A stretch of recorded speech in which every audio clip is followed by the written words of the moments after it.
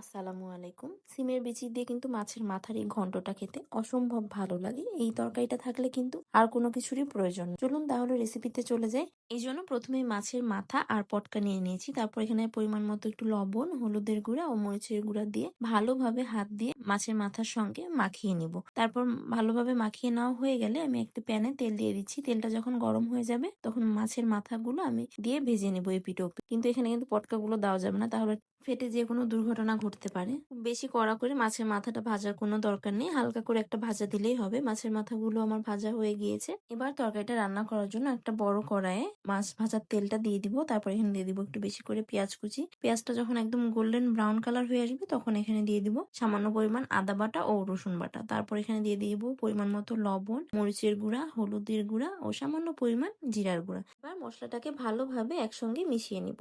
মশলাটা যেন পুড়ে না যায় এজন্য আমি এখানে সামান্য পরিমাণ পানি দিয়ে দিয়েছি, প্রায় 1 কাপের মতো। তারপর পানি দিয়ে যখন মশলাটা একটু বলক চলে আসবে তখন আমি পটকাটা দিয়ে ঢেকে দেবো। পটকাটা দিয়ে কিন্তু অবশ্যই ঢেকে দিতে হবে, না হলে ফেটে যেতে পারে, তখন এসে গায়ে ছিটতে পারে। তারপরে পটকাটা দেওয়া হয়ে গেলে 2 থেকে 1 মিনিটের মতো ঢাকনা দিয়ে রান্না করে নিয়ে তারপরে মাছের মাথাটাও আমি এখানে দিয়ে দিয়েছি। এরপর এখানে দিয়ে দিব সিমের বিচি। সিমের বিচিটা কিন্তু আমি একদম খোসা ছাড়িয়ে নিয়েছি, এতে করে ভালোভাবে সিদ্ধ হয়, ভিতরে সব মশলাও ভালোভাবে ঢুকে, এতে অনেক মজা লাগে। সবকিছু একসঙ্গে মিশিয়ে নেওয়া হয়ে গেলে ঢাকনা দিয়ে ঢেকে 7 থেকে 8 মিনিটের মতো রান্না করে নিয়েছি। এর মাঝে কিন্তু ঢাকনাটা তুলে মাঝে মধ্যে নাড়াচাড়া করে দিয়েছি যেন নিচে লেগে না যায়। তারপর 7 থেকে 8 মিনিট ঢাকনাটা তুলে আমি ভালোভাবে আরেকটু নাড়াচাড়া করে দিচ্ছি। আর এখানে মাছের মাথাটাকে কিন্তু আমি একটা খুন্তির সাহায্যে ভালোভাবে আধা ভাঙা করে দিচ্ছি। পর্যায়ে কিন্তু শিমের বিচিটা একদম 70% কুক হয়ে গিয়েছে। এই জন্য আমি এখানে বেশি পরিমাণ পানি দিব না। এখানে আমি প্রায় 3 কাপের মতো পানি দিয়ে দিচ্ছি। পানিটা দিয়ে আবার একটু ভালোভাবে নাড়াচাড়া করে যখন বলক চলে আসবে তখন আমি ঢাকনা দিয়ে ঢেকে আবার রান্না করে নেব প্রায় 6 থেকে 7 মিনিটের মতো। যখন ঝোলটা একদম টেনে আসবে, এমন একটু আঠা আঠা হবে, তখন আমি চুলার জালটা বন্ধ করে দেব।